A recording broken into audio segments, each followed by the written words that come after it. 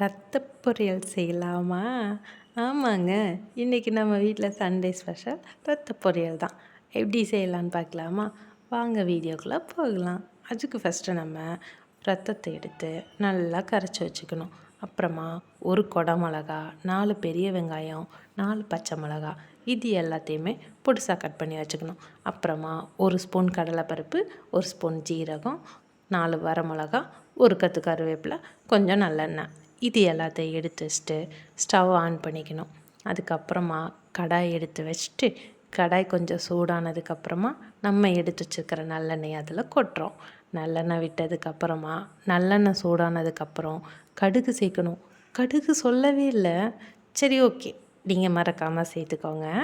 கடுகு பொரிஞ்சு வந்ததுக்கப்புறமா நம்ம எடுத்து வச்சுருக்கிற கடலைப்பருப்பை அதோடு சேர்த்து போடுறோம்.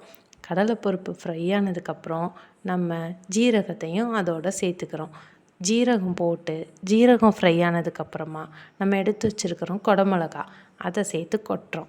குடமிளகா போட்டு இது 1 நிமிஷம் அந்த எண்ணெயிலே கொஞ்சம் பாயில் ஆகிறதுக்கப்புறம் நம்ம கட் பண்ணி வச்சுருக்கிற பச்சை மிளகாயும் வரமிளகாயும் சேர்த்து கொட்டணும். சேர்த்து போட்டதுக்கப்புறம் கொஞ்சமாக கிண்டி விட்டுட்டு அது கொஞ்சம் வதங்கி வரப்போது நம்ம எடுத்து வச்சுருக்கிற கருவேப்பிலையும் அதோடு சேர்த்து போடுறோம். கருவேப்பிலை போட்டதுக்கப்புறமா ஒரு ஸ்மெல் வந்துச்சு பாருங்களேன், சூப்பராக இருந்துச்சு ஃப்ரெண்ட்ஸ். அப்போவே எனக்கு பசிக்க ஆரம்பிச்சிருச்சு.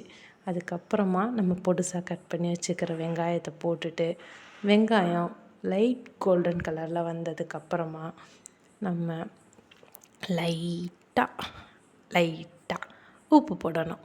எதுக்காக லைட்டாக உப்பு சொன்னேன் தெரியுமா? ஆல்ரெடி ரத்தத்தில் உப்பு இருக்கும், அதனால் லைட்டாக போட்டுக்கலாம். இந்த அளவுக்கு கோல்டன் ப்ரௌன் ஆனதுக்கப்புறம் ரத்தத்தை எடுத்து அது கூட கொட்டுறோம். ரத்தத்தை கொட்டும் போதே பாருங்களேன் எப்படி இருக்குது கலரு, பிங்க் கலரில், அப்படியே பீட்ரூட்டை கரைச்சி விட்ட மாதிரி. சொல்ல மறந்துட்டேன், ரத்தம் போட்டதுக்கப்புறம் மறக்காமல் கிண்டி விடணும். அப்பப்போ கிண்டி விடலைன்னு வச்சுக்கோங்க, அடி பிடிச்சிக்கும், அப்புறமா தீஞ்ச ஸ்மெல் வந்துடும். ஓகேவா? இந்த அளவுக்கு தண்ணி பிரிஞ்சு வந்திருக்கும். இன்னும் அந்த தண்ணியெல்லாம் ட்ரை ஆகணும். இந்த அளவுக்கு ட்ரை ஆகணும்.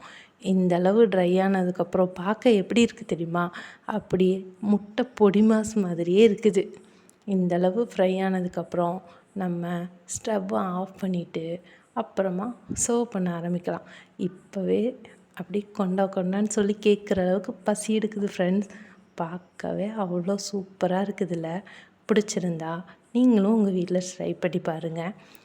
ட்ரை பண்ணிவிட்டு எப்படி இருக்குன்னு சொல்லுங்கள். மறக்காமல் நம்ம சேனலை ஃபாலோ பண்ணி சப்ஸ்கிரைப் பண்ணி லைக் போட்டு